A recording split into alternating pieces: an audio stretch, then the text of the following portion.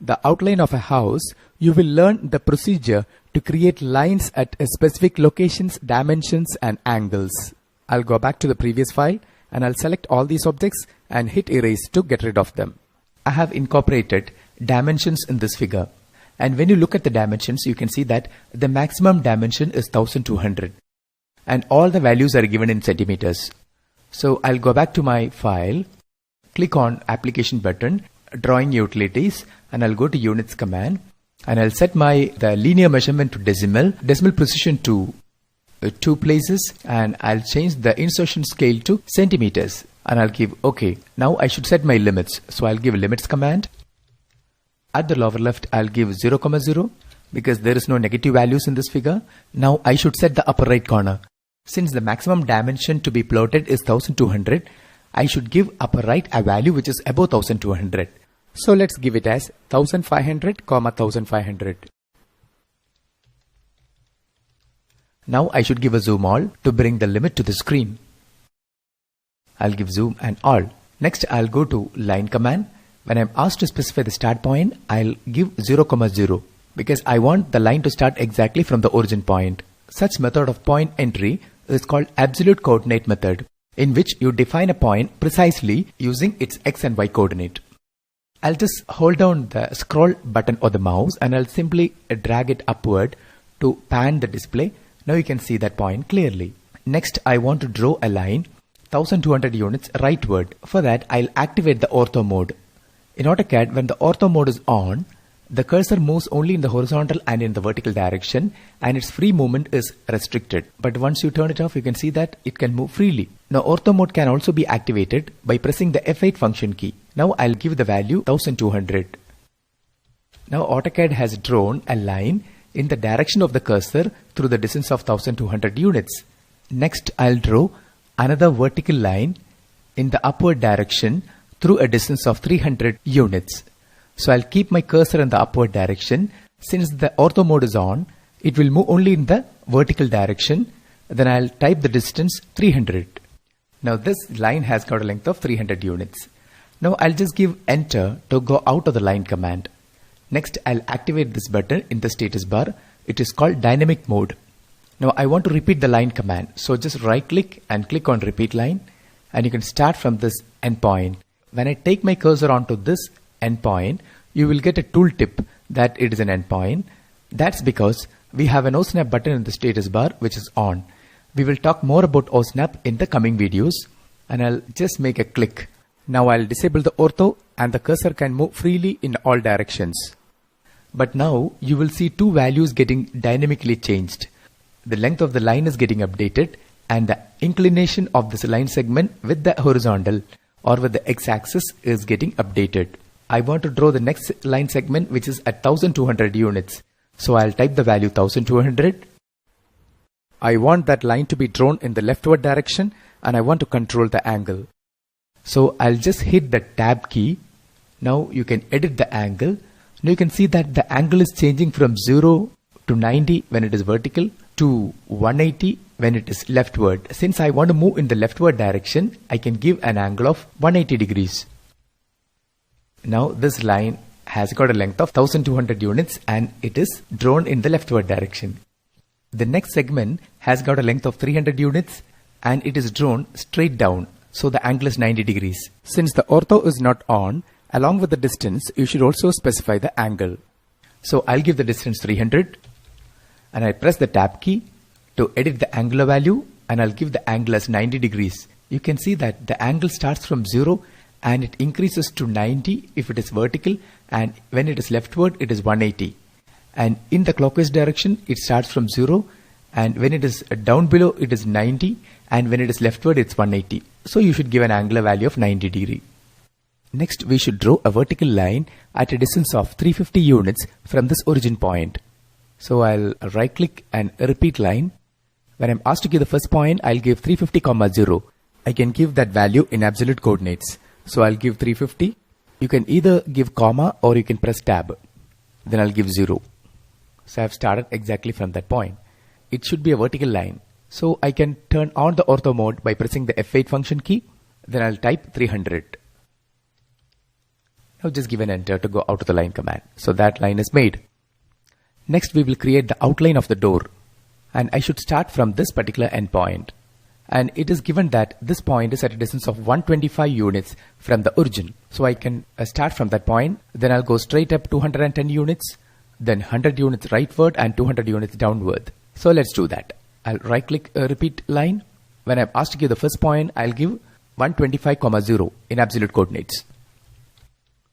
I have started from that point. You don't need a dynamic input for the time being, so I'll just disable it. I can straight away give the values. And the height is 210.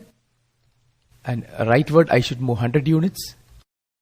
And downward again 210. So I've completed it. Next I'll create the outline of this window. If I want to start from this point, I should find out the coordinate of this point. And this point is at the same height as that of the door.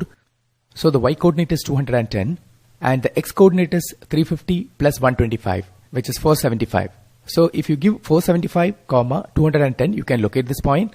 Then you can go 150 rightward, 150 downward, again 150 leftward, and you can close it.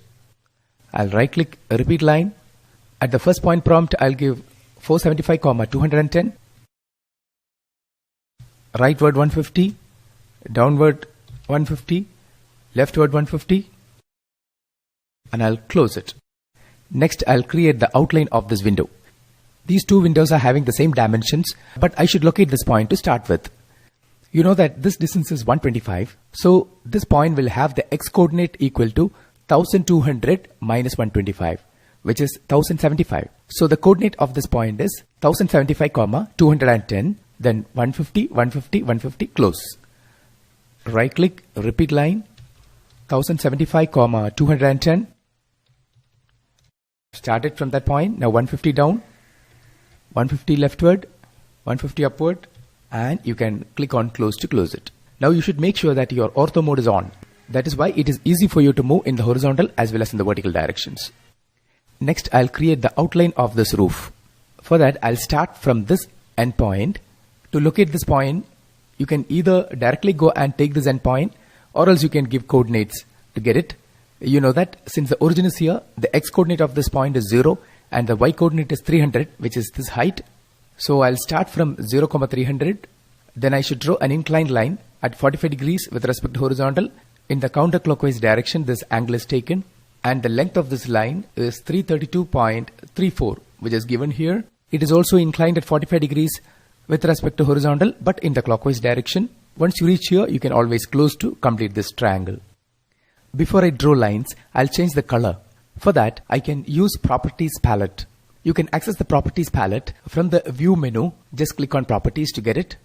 Or else, you can activate the palette from the Quick Access toolbar. Since the Properties is already active here, and I can directly go and take Properties from here. Or else, you have a shortcut, which is Control 1. And this is a preferred method to get the Properties palette. And this palette will let you change the properties related with objects such as color, line type, line weight, etc. We'll talk more about properties in another video. Now I'll change my color to a different color. So I'll just click here to get the color pop-up, and I'll click on select color, and I'll choose this particular color. This color has got a color number of 21. You can see it there. Just give OK and close the palette. I'll right click repeat line, and I can directly go and take this endpoint. Since the OSnap button is on here, I'll just make a click here, keep the cursor in the leftward direction, and I can give the value 60. Now I'll activate the dynamic input, and I'll give 332.34 as the distance. Press tab, and I'll give 45 degree as the angle. Now I've got the line drawn. I'll keep the cursor in this direction, and I'll type 332.34 as the distance. I'll press tab and 45 degree as the angle, and enter. So this line is drawn. Now I can just give a close to complete this triangle. Next I'll draw a line from this endpoint 60 in this direction, and draw another line with 332.34 as a distance. Then I'll connect with this endpoint. So right click line, I'll start from this point. So I can turn off the dynamic input, and I'll activate the ortho. I'll keep the cursor in this direction and type 60. It is moving in the horizontal and vertical directions, so I must turn off the ortho mode. Now I want to draw an inclined line at 45 degrees. For that, I'll activate another mode in Autocad status bar, that is called polar tracking. Once you activate polar tracking, your cursor snaps at regular angular increments, or the cursor stops temporarily at predefined angular increments. Where do you define these angular increments? Just click on the small arrow at the polar tracking button and you can see the predefined angular incremental settings. You have 90, 180, 270. It is just like ortho, and 45, 90, 135, 30, 60, 90. Likewise, you have various predefined increments. But if you want, you can set your own increments. We'll see that later. So this is my required increment, 45, 90.